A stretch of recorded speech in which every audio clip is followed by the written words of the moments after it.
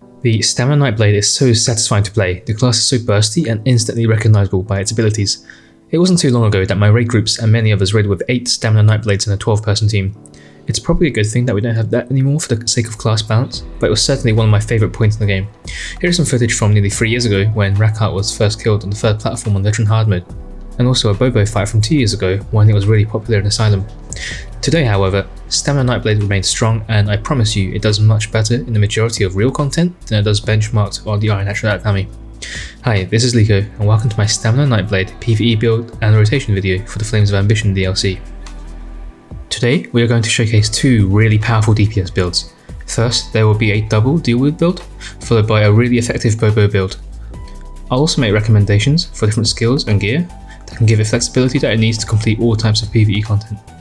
Thanks to Roskag, who has provided the dual wield footage for us here, and I'm sure he won't mind me saying this, but he's done so much to help out this channel over the last 8 months, so I'm very grateful for this.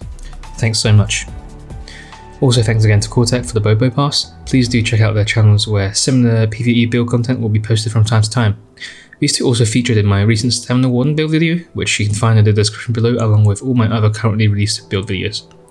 Okay, great, so let's get started with the choice of race, Mundus Stone and food. If you've already seen this and you're comfortable with your choices here, then feel free to skip ahead to the next section. I've left timestamps in the video description to help you get around more easily. So, for the choice of race, Orc used to be the flat out best for stamina DPS, but this is no longer the case. From now, I would recommend either Khajiit or Dunmer as your very top choices. It's a toss up between the 2, so honestly go with whichever you prefer out of those. However, having said, Orc really isn't too far behind. It still has some other very useful perks, so if you're currently an Orc, this doesn't mean you have to race change. So for the choice of Mundus Stone, in many cases for stamina DPS, I would recommend the Thief Mundus Stone for extra critical chance.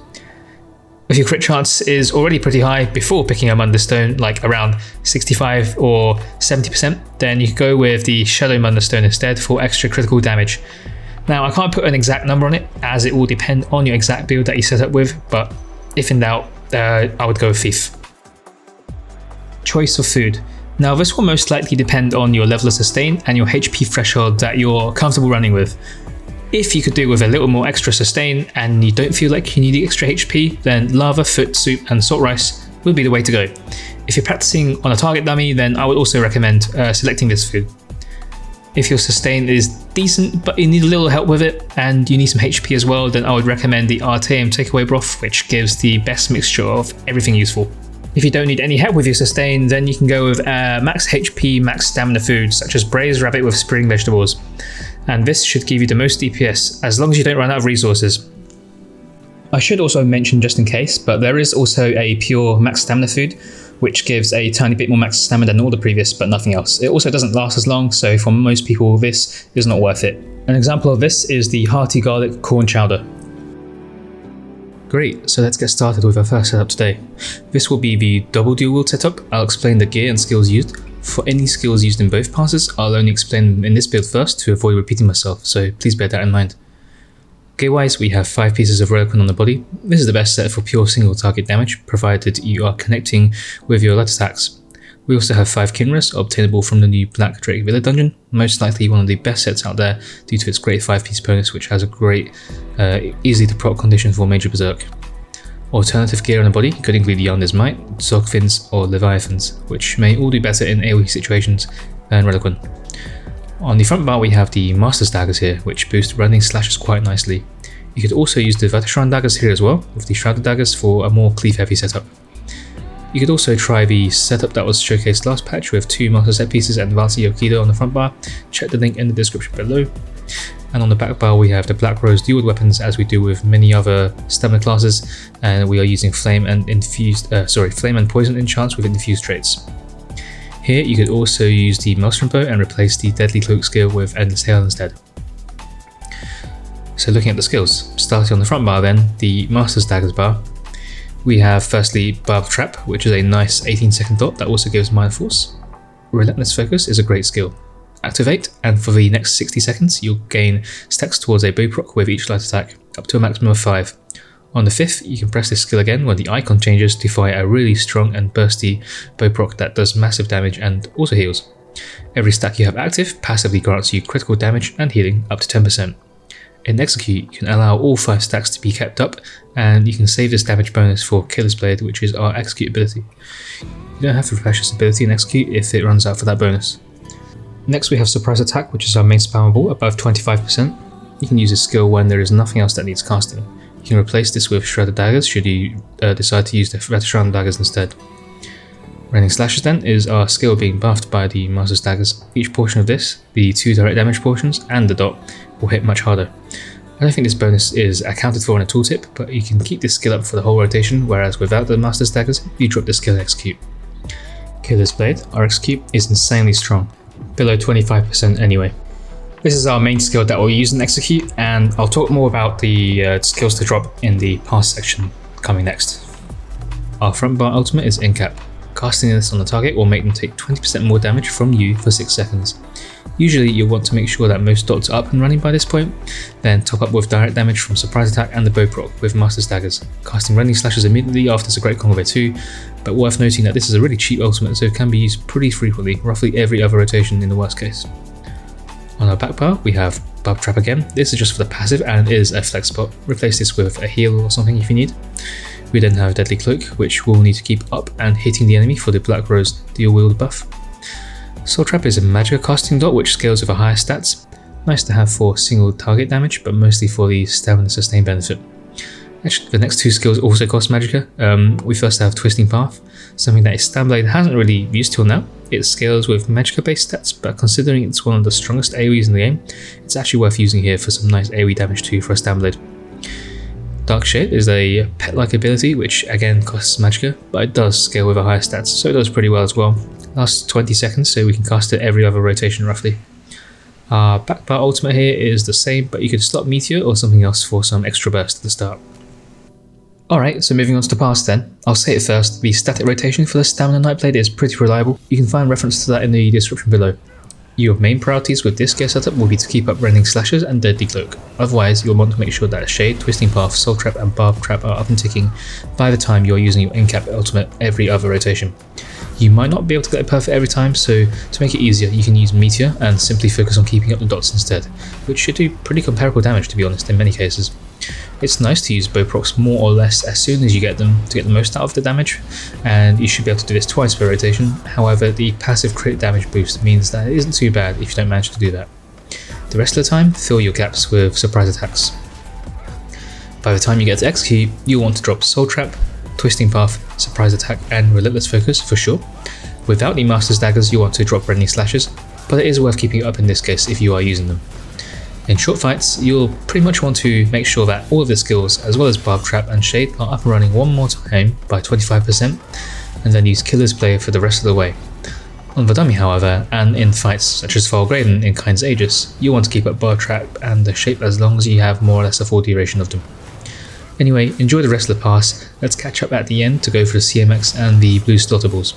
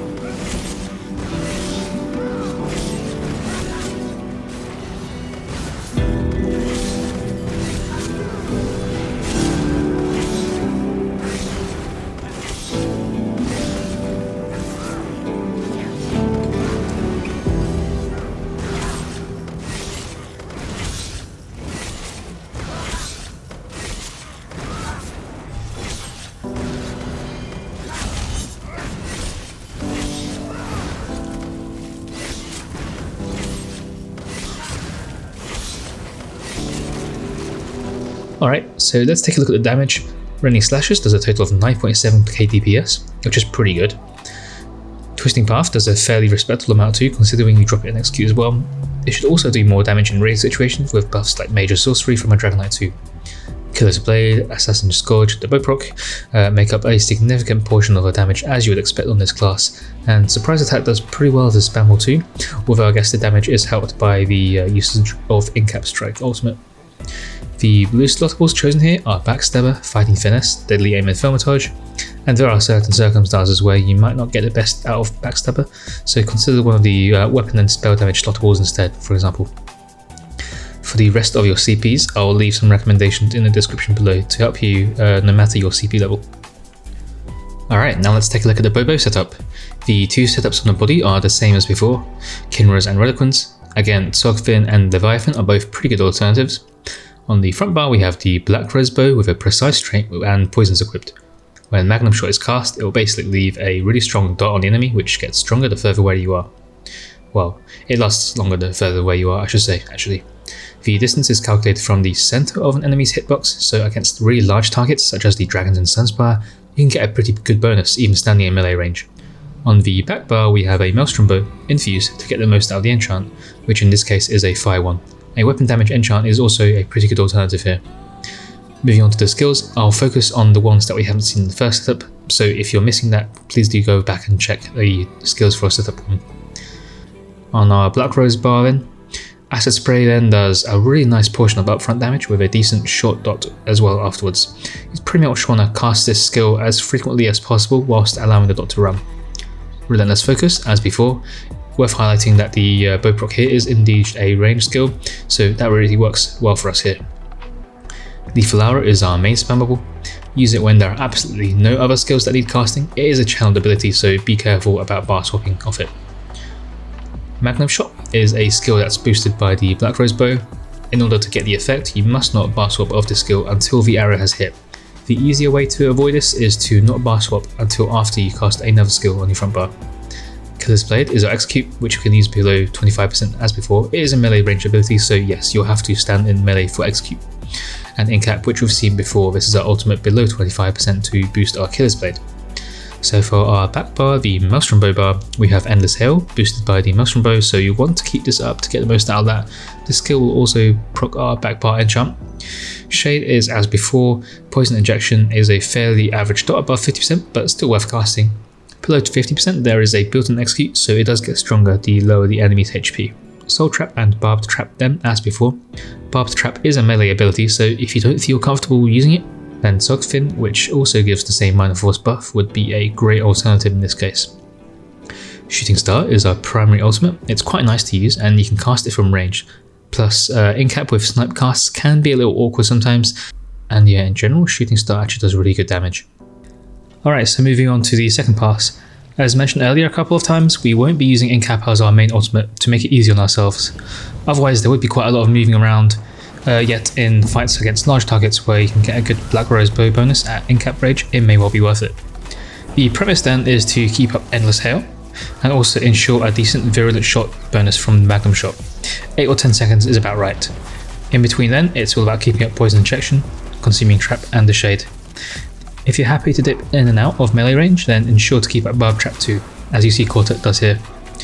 You can squeeze in casts of Acid Spray to get the most out of the 4-second bonus, and for the rest of the time you'll want to cast either Bow Procs when they are ready, or Lethal Arrow. As you approach Execute, you'll want to drop Lethal Arrow, Acid Spray and Soul Trap. Whilst practicing on a dummy you can also drop Magnum Shot too, but against large bosses, again for the same reason as before, you want to keep this skill up. If you manage to get 6 or 8 seconds or more of the bonus, then it's probably worth it. You'll want to stay in melee range at this point to spam Killer's Blade and line up In-Cap casts to get the strongest execute damage. As with the other builds, in real encounters that are short, dots up before 25% one last time, and then below then, Killer's Blade spam the rest of the way. As always, there is a static rotation detailed in the description below, and I'll leave you guys to enjoy this 104k pass. And as you can see, Bobo on a Stamina Nightblade is extremely competitive this patch, and definitely worth a go if you haven't done so already. Enjoy!